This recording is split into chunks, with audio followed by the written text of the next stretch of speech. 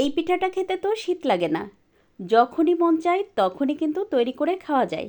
আসসালামু আলাইকুম, কেমন আছেন সবাই?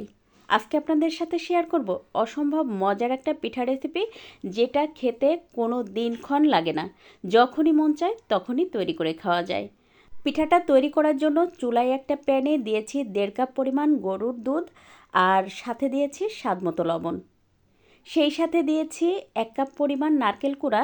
আপনি আপনার পছন্দ মতো নারকেল কুড়াটা দিয়ে দেবেন, যে যতটুকু খেতে পছন্দ করেন। এবার দুধটা খুব ভালোভাবে জাল করে নেব। তো দেখতেই পাচ্ছেন দুধে কিন্তু বলক চলে আসছে। 2-3 মিনিট খুব ভালোভাবে যখন সব কিছু জাল করে নেওয়া হয়ে যাবে, তখন এর মধ্যে দিয়ে দেব 1 কাপ পরিমাণ চালের গুঁড়া। আর চালের গুঁড়া যেহেতু সিদ্ধ হতে একটু সময় লাগে, তাই আগে খুব ভালোভাবে দুধের সাথে চালের গুঁড়াটা মিশিয়ে নেব। এখন এর মধ্যে দিয়ে দেব 1 কাপ পরিমাণ ময়দা। আপনি চাইলে এখানে আটাও দিয়ে দিতে পারেন। এবার এটা খুব ভালোভাবে সিদ্ধ করে একটা সুন্দর খামির করে নেব। তো দেখতেই পাচ্ছেন আমার কিন্তু খামিরটা তৈরি করা হয়ে গেছে। এবার একটা প্লেটে এটা নামিয়ে একটু ঠান্ডা করে নেব। হালকা একটু গরম থাকতে থাকতে এটা খুব ভালোভাবে মথে নেব। তো দেখতেই পাচ্ছেন আমি প্রায় 4-5 মিনিট খুব ভালোভাবে এটা মথে নিয়েছি। এবার এটা থেকে আমি ছোট ছোট লেচি কেটে পিঠার শেপ দিয়ে নেব। সত্যি কথা বলতে কি, আমি খুব ভালো পিঠার ডিজাইন করতে পারি না। তো আমি যেটা পারি সহজ সরলভাবে সেটাই আপনাদের সাথে শেয়ার করছি। আমার মতো যারা পিঠার একদমই ডিজাইন দিতে পারেন না, তারা চাইলে কিন্তু এভাবে তৈরি করে নিতে পারেন। আমি যে কয়েকটা করেছি সেটাই আপনাদের সাথে শেয়ার করছি। আর আজকের এই ডিজাইনগুলো যদি আপনাদের একটুও ভালো লেগে থাকে, তাহলে প্লিজ একটু শেয়ার করে দিবেন, আর একটা লাইক দিয়ে পেজ ফলো করে পাশে থাকবেন। আর আজকের এই পিঠার সহজ ডিজাইন যারা কোনোদিনও পিঠা তৈরি করেননি, তারাও আমার মনে হয় পারবেন। আর যারা তৈরি করতে জানেন, তারা তো আমার থেকে অনেক বেশি ভালো পারেন। আর এখন তো বাজারে অনেক ধরনের সাজ কিনতে পাওয়া যায়। আপনারা কিন্তু চাইলে এই যে আমি যে একটু গোল গোল করে কেটে নিলাম না লেচিটা, সেই লেচি দিয়েই কিন্তু আপনারা সাজ দিয়ে খুব সুন্দর করে পিঠার ডিজাইন করে নিতে পারেন।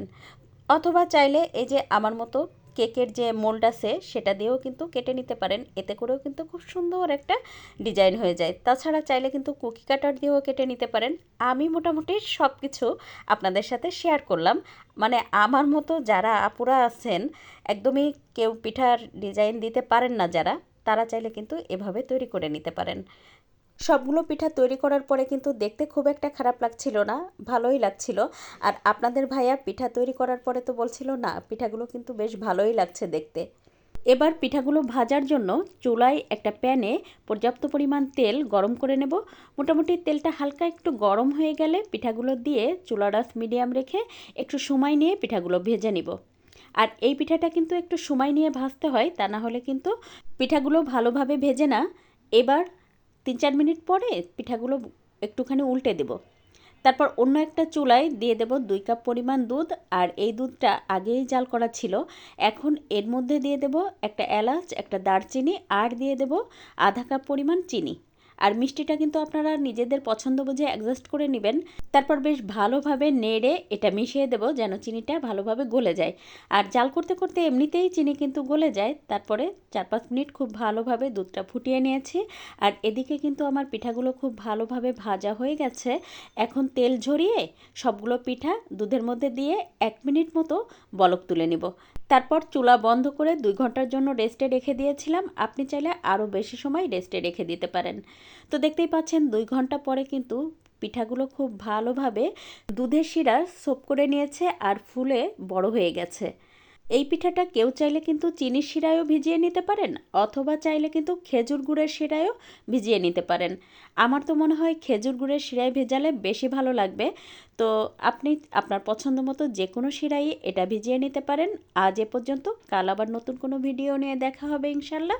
সে পর্যন্ত সবাই সুস্থ থাকবেন, ভালো থাকবেন। আল্লাহ হাফেজ।